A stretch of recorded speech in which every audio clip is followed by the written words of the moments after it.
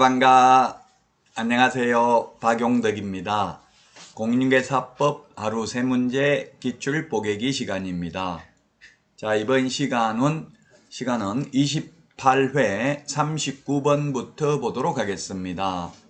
부동산 거래 신고 등에 관한 법령상 부동산 거래계약 신고서 작성에 관한 설명으로 틀린 것인데, 우리 서식을 꼭 봐야 되는 서식이 3가지가 있습니다. 서식이 3가지가 있는데, 확인설명서, 그 다음에 전속중개계약서, 부동산거래 신고서 서식 3가지는 꼭 숙지를 하셔야만 되겠습니다. 틀린 것입니다. 1번, 거래대상 부동산의 공법상 거래규제 및 이용제한에 관한 사항은 신고서 기재사항이다 했는데, 이게 틀렸네요. 1번이 정답이 되겠습니다. 공법상 이용제한 거래규제, 이것은 확인 설명해야 될 사항이고 전속중개계약 시 정보 공개해야 될 내용이죠. 우리 암기 프린터 13번에 보면 입자, 실종, 중개인 기소, 우리 이렇게 기억을 했죠. 실입주 여부, 자금조달계획, 그 다음에 이 실입주계획하고 자금조달계획은 투기과일지구나, 조정대상 지역은 금액과 상관없이 자금조달계획을 신고해야 되고요. 비규제지역은 6억 이상, 주택법상 주택인 경우, 그 다음에 법인이 주택을 취득하는 경우에는 지역과 금액과 상관없이 자금조달계획을 제출해야 됩니다. 비규제지역은 6억 이상입니다.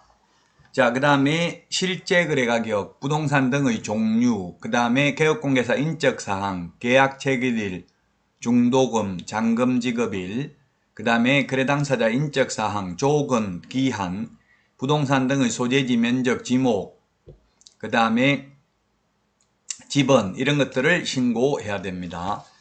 공법상 이용제한 거래규제는 확인 설명해야 될 사항이고 전속중개계약 시 정보 공개해야 될 사항입니다. 1번이 틀렸고요. 그 다음에 2번, 해제신고해야 됩니다. 해제됐을 경우는 30일 이내에 거래 당사자 또는 개업공개사가 해제신고를 해야 됩니다. 해제신고는 개업공개사에게는 신고할 의무는 없습니다. 거래 당사자가 원칙적으로 해야 되고요. 개업공개사도 해제신고를 할 수 있습니다. 3번에 계약서를 개업공개사가 작성 교부한 경우, 즉 중개거래인 경우 개업공개사 인적사항, 그 다음에 개설 등록을 한 중개사무소의 상호, 전화번호, 소재지도 신고사항에 포함되고요. 4번에 거래대상 종류가 공급계약, 즉 분양계약인 경우 물건별 거래가격 및 총실제 거래가격에 부가가치세를 포함한 금액을 적는다. 예, 등기하기 전에 거래할 때는 부가가치세를 포함한 금액을 적고요. 분양권인 상태에서는 등기된 이후에 거래할 때는 부가가치세를 제외한 금액을 적습니다. 자, 그 다음에 5번에 계약대상 면적에는 실제 거래 면적을 계산하여 적되 건축물 면적은 집합건물의 경우 전용 면적을 적고 그 밖의 경우에는 연면적을 적습니다. 1번이 따라서 정답이 되겠습니다. 공법상 이용제한 거래규제는 확인 설명해야 될 내용이고 거래계약서 필요적 기재사항일 뿐 부동산 거래 신고해야 될 사항은 아닙니다. 자, 부동산 거래 신고해야 될 사항, 우리 시행령 별표에 있는데요. 이 중에서 좀 주의하실 게 공통사항이 있고요. 그 다음에 법인이 주택거래계약을 체결한 경우가 있고요.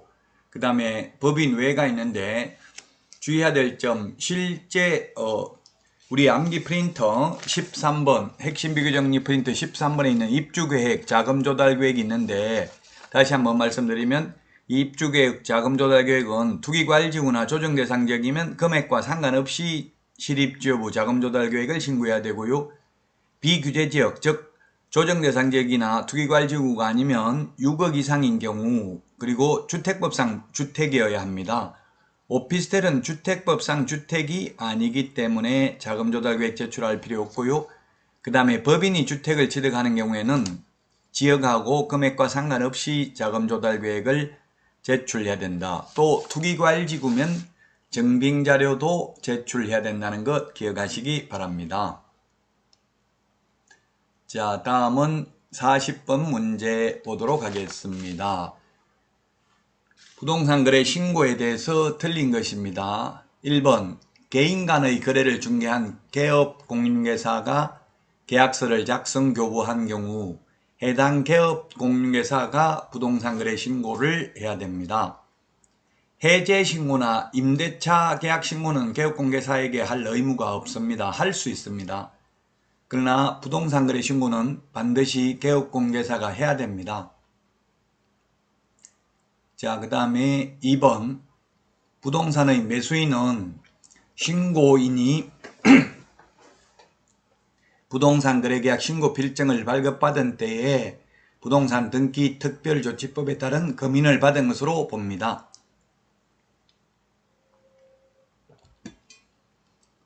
그렇습니다. 따라서 신고 필증 받으면 따로 금인받을 필요 없고요. 토지거래 허가 받아도 따로 금인받을 필요 없죠. 3번 개업공개사의 위임을 받은 소속공개사가 부동산 거래계약 신고서 제출을 대행하는 경우 소속공개사는 신분증명서를 신고관청에 보여주어야 합니다. 누구든지 신고하러 가는 사람은 본인이든 대리인이든 신분증을 보여주어야 합니다. 그 다음에 4번에 거래 당사자 중 일방이 국가 등인 경우에는 국가 등이 부동산 거래 신고를 해야 됩니다. 물론 국가 등이 계약 일방 당사자라도 중개 거래인 경우에는 개업 공인중개사가 있을 경우에는 개업 공인중개사가 부동산 거래 신고를 해야 됩니다. 5번이 정답이 되겠네요. 거래대금 지급 증명자료 제출하지 않는 경우는 자신 신고에도 면제 감경 대상이 아닙니다. 우리 핵심 비교 정리 프린터 47번에 보면 자진 신고해도 면제 감경 대상이 아닌 게 6가지가 있는데 500만원 이하의 과태료가 3개가 있습니다. 거래하지도 않았는데 거짓으로 부동산 거래 신고한 경우, 그 다음에 해제하지도 않았는데 거짓으로 해제 신고한 경우, 그 다음에 거래대금 지급증명자료 미제출 요 3개는 3천만원 이하의 과태료입니다. 그 다음에 거래대금 지급증명자료 외의 자료를 제출하지 않는 경우, 30일 이내에 부동산 거래 신고하지 않는 경우, 30일 이내 해제 등의 신고를 하지 않는 경우에는 자진 신고해도 면제 감경 대상이 아닙니다. 따라서 5번이 정답이 되겠습니다.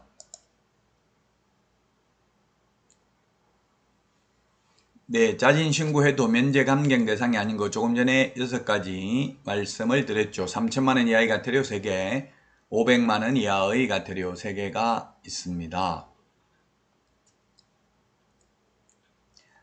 자, 그 다음에 이게 부동산 거래 신고 등에 관한 법률상 포상금 지급 대상, 요거는 참고로 보시면 되겠습니다. 6가지가 있습니다. 자, 다음은 29회 1번 문제가 되겠습니다. 용어정의로서 틀린 것입니다. 용어정의 해마다 시험에 출제가 되죠. 1번 보겠습니다. 1번이 답이네요. 개업공개사란 자격을 취득해가지고 중개업을 하는 자를 말한다. X입니다. 개업공개사는 자격증 없는 사람도 개업공개사가 있죠. 부칙개공. 자격을 가지고 이 말이 X입니다. 법 7638호 부칙 제6조 2항의 규정에 의한 개업공개사 소위 중개인, 옛날 복덕방 하던 분들은 자격증 없는 분들도 있습니다. 개업공개사의 용어정의는 등록을 한 자입니다. 따라서 1번이 틀린 정답이고요. 2번 중개업은 의뢰, 보수, 업 3가지가 필요 충분 조건입니다. 중개업이고요. 그 다음에 소속공개사란 개업공개사에 소속된 공인중개사이어야 합니다. 법인의 임원 또는 사원으로서 공인중개사인 자를 포함합니다. 중개 업무를 수행하거나 보조하는 자를 말합니다. 중개업무란 유권해석에 의하면 계약서 작성, 확인설명서 작성, 확인설명 등이 중개업무라고 해석하고 있습니다.